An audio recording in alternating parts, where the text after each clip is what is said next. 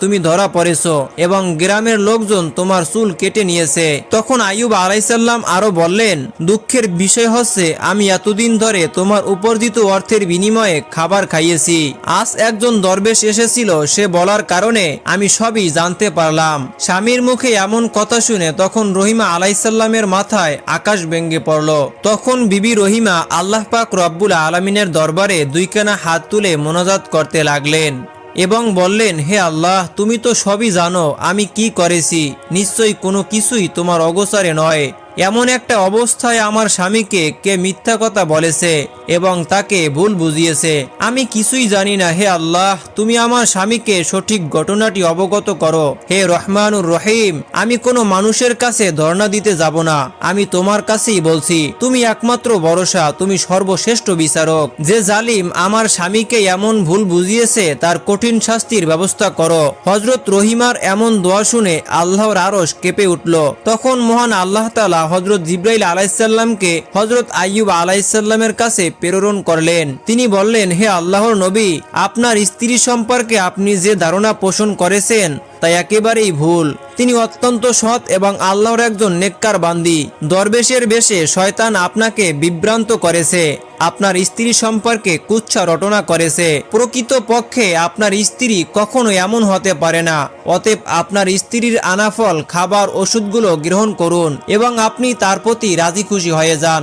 এরপর আইয়ুব আলাইহিসসালাম তাই করলেন। তার স্ত্রী বিবি রহিমাকে ডাকলেন, রহিমা, তুমি আমাকে ক্ষমা করে দিও, আমি তোমাকে ভুল বুঝেছি। শয়তান দরবেশ বেশে আমাকে একটু ভুল বুঝিয়েছে। তুমি আমার উপর মনক্ষুণ্ণ হইও না, কারণ না জেনে না বুঝে আমি এমনটা করেছি। তোমার সম্পর্কে কখনোই আমি এরকম কথা বলবো না।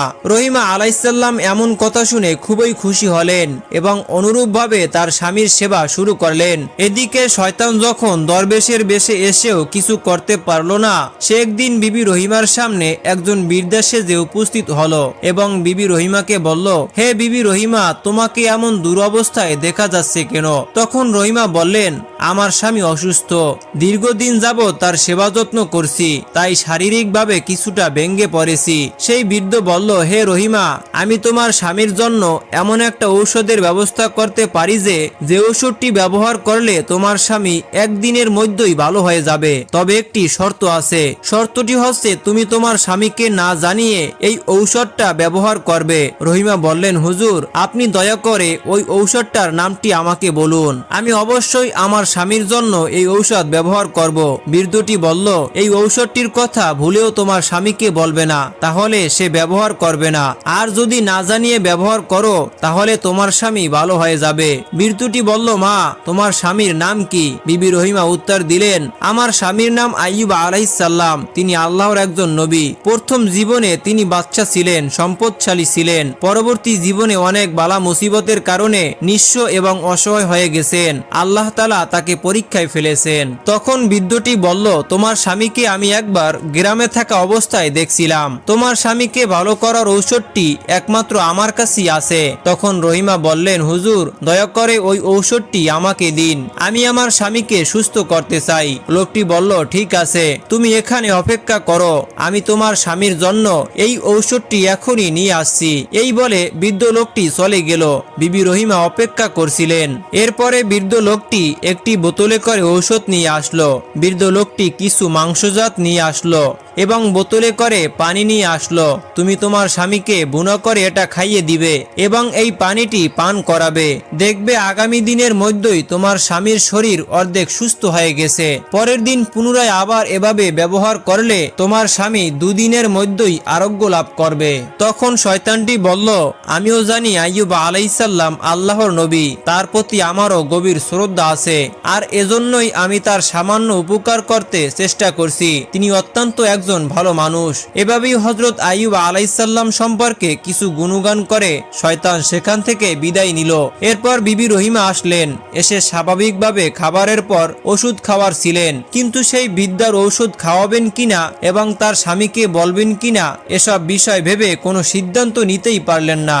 শেষ পর্যন্ত তিনি সিদ্ধান্ত নিলেন তার স্বামীকে বলেই ফেলবেন এবং বললেন, হে আল্লাহর নবী, আমাকে রাস্তায় একজন বৃদ্ধ এই ঔষধটি দিয়েছেন এবং বলেছেন এই ঔষধটি আপনি ব্যবহার করলে একদিনে অর্ধেক আরোগ্য লাভ করবেন এবং দুদিনের মধ্যেই আপনি সুস্থ হয়ে যাবেন। তখন হযরত আইয়ুব আলাইহিসসালাম বললেন, হে রহিমা, তুমি কি মনে করো লোকের এই ঔষধে আমি ভালো হয়ে যাব?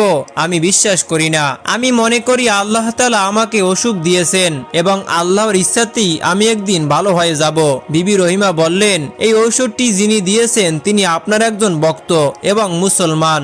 আপনাকে ভালোবেসেই তিনি এই ঔষধটি দিয়েছেন, তাই তার ওষুধ সম্পর্কে আমার কোনো সিদ্ধান্ত নেওয়ার কিছুই নেই। বরং আপনি বলুন আপনার জন্য এই ঔষধটি আমি ব্যবহার করব কিনা। তখন হযরত আইয়ুব আলাইহিসসালাম বললেন, আপাতত তুমি ওষুধটি ঘরের একটা কোণায় রেখে দাও। আল্লাহ তাআলার পক্ষ থেকে যদি কোনো নির্দেশনা না পাই তাহলে আমি এই ঔষধটি ব্যবহার করব না। আর যদি আল্লাহ পাক রব্বুল আলামিন আমাকে নির্দেশনা দেয় তাহলে আমি এই ঔষধটি ব্যবহার করব। পরের দিন হযরত আইয়ুব আলাইহিসসালাম বিবি রহিমাকে বললেন, বিবি, আমি এই অসুখে আক্রান্ত হওয়ার পরেও প্রতিদিন 2 বার আল্লাহর তাজাল্লি প্রদর্শন করতাম, কিন্তু দুঃখজনক হচ্ছে আজকে রাতে আল্লাহর তাজাল্লি আমি দেখতে পেলাম না। এর কারণ কি? আমি তো কিছুই বুঝতে পারছি না। বিবি রহিমা বললেন, নিশ্চয়ই আল্লাহ তাআলা আপনাকে এ বিষয়ে অবগত করবেন। এভাবে 3 দিন অতিবাহিত হয়ে গেল।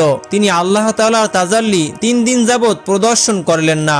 আল্লাহ তাআলার কাছে তিনি দোয়া করলেন, হে আল্লাহ, আমি জানি না আমি কি ভুল করেছি।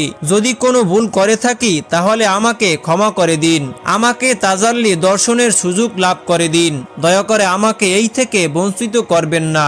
এভাবে তিনি আল্লাহ পাক রব্বুল আলামিনের কাছে দোয়া করতে লাগলেন। আল্লাহর কাছে হযরত আইয়ুব আলাইহিসসালামের দোয়া কবুল হলো। এরপর হযরত জিবরাইল আলাইহিসসালাম এসে বললেন, হে আল্লাহর নবী, আপনার বিছানার পাশেই শকুনের মাংস এবং মদের বোতল রাখা আছে। এমতো অবস্থায় আপনি কি করে তাজাল্লি দর্শন করতে পারেন? এই কথা বলে জিবরাইল আলাইহিসসালাম চলে গেলেন। হযরত আইয়ুব আলাইহিসসালাম সাথে সাথেই বিবি রহিমাকে বললেন, হে রহিমা, তুমি আমার বিছানার পাশ থেকে শকুনের মাংস এবং মদের বোতল সরিয়ে নাও। এজন্যই আমি তাজাল্লি দর্শন করতে পারিনি। বিবি রহিমা গভীর রাতে ঘরের মধ্যে শকুনের মাংস এবং মদের বোতল খুঁজতে শুরু করলেন। আশপাশটাও খুঁজলেন, কোথাও পাচ্ছিলেন না। শকুনের মাংস কোত্থেকে আসবে? তখন আইয়ুব আলাইহিসসালাম বললেন, বৃদ্ধর দেওয়া ওই ঔষধগুলো কোথায় রাখলে? তখন রহিমা বললেন, সেই ঔষধগুলো তো আপনার পাশে। আইয়ুব আলাইহিসসালাম বললেন, ওষুধগুলো নিয়ে আসো। আমার ধারণা হচ্ছে কি যেন রহিমা, ওই বৃদ্ধ তোমাকে যা দিয়েছে সেগুলো শরাব এবং শকুনের মাংস। তুমি সেগুলো এখনই সরিয়ে ফেলো এবং আমাদের মঙ্গল হবে। নবীর আদেশ পেয়ে শরাব ও শকুনের মাংস সরিয়ে ফেললেন। হযরত আইয়ুব আলাইহিসসালাম আবার নতুনভাবে তাজাল্লি দর্শন করতে পেরেছিলেন। এরপর বিবি রহিমাকে বললেন, রহিমা, ওই বৃদ্ধ লোকটি আমার ধারণা মানুষ না, সে শয়তান। মানুষ রূপে তোমার কাছে এসে শকুনের মাংস এবং শরাব দিয়েছিলেন। আল্লাহ তাআলা আমাদেরকে এই কঠিন বিপদ থেকে রক্ষা করেছেন, আলহামদুলিল্লাহ। বিবি রহিমাও সাথে সাথে বললেন, আলহামদুলিল্লাহ। হযরত আইয়ুব আলাইহিসসালাম এরকম রোগে আক্রান্ত ছিলেন প্রায় 18টি বছর। 18টি বছর ধরে দুঃখ, কষ্ট, যাতনা সহ্য করেছেন। কীটগুলো যখন হযরত আইয়ুব আলাইহিসসালামের চোখ এবং জিহ্বায় আক্রমণ করতে শুরু করলো তখন আইয়ুব আলাইহিসসালাম আল্লাহর দরবারে হাত তুলে বলেন, হে আল্লাহ, আমি আমার এই চোখ দ্বারা আমার স্ত্রীকে দর্শন করি এবং এই জিহ্বা দ্বারা তোমার জিকির আজকার করি। যদি আমার চোখ এবং জিহ্বা নষ্ট হয়ে যায় তাহলে তোমাকে আমি কিভাবে ডাকবো? এবং আইয়ুব আলাইহিসসালাম বললেন, হে আল্লাহ, কিভাবে আমি আমার স্ত্রীকে দেখব? এবং এই দোয়ার পরই আল্লাহ তাআলা হযরত আইয়ুব আলাইহিসসালামকে অবহিত করলেন, আমি অচিরেই এই রোগ থেকে তোমাকে মুক্তি দেব এবং তোমার স্ত্রীকে উপযুক্ত পুরস্কার দেব। পরের দিন বিবি রহিমা কাজের সন্ধানে ঘর থেকে বের হয়ে গেলেন। তখন হযরত আইয়ুব আলাইহিসসালাম একটা জায়গায় বসা ছিলেন। জিবরাইল আলাইহিসসালাম আসলেন, বললেন, হে আল্লাহর নবী, আপনি আপনার পা দিয়ে মাটিতে একটু ঘষুন।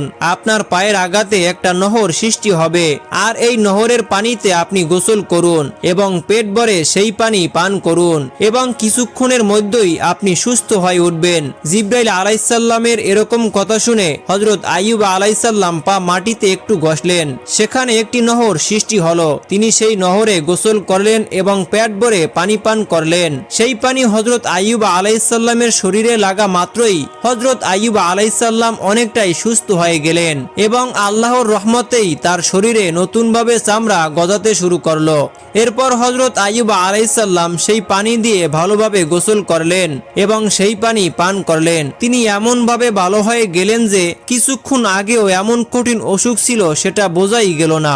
আল্লাহ পাক রব্বুল আলামিনের অশেষ মেহেরবানিতে হযরত আইয়ুব আলাইহিসসালাম পরিপূর্ণ সুস্থ হয়ে গেলেন। তার শরীর অনেক সুন্দর এবং উজ্জ্বল হয়ে উঠল। তিনি আরো পানি পান করলেন এবং ক্ষুধার তৃষ্ণা নিবারণ করলেন। তিনি গোসল করে যখন পাশে দাঁড়ালেন, দেখলেন একজন ফেরেশতা থলে ভর্তি কিছু কাপড় নিয়ে আসলো।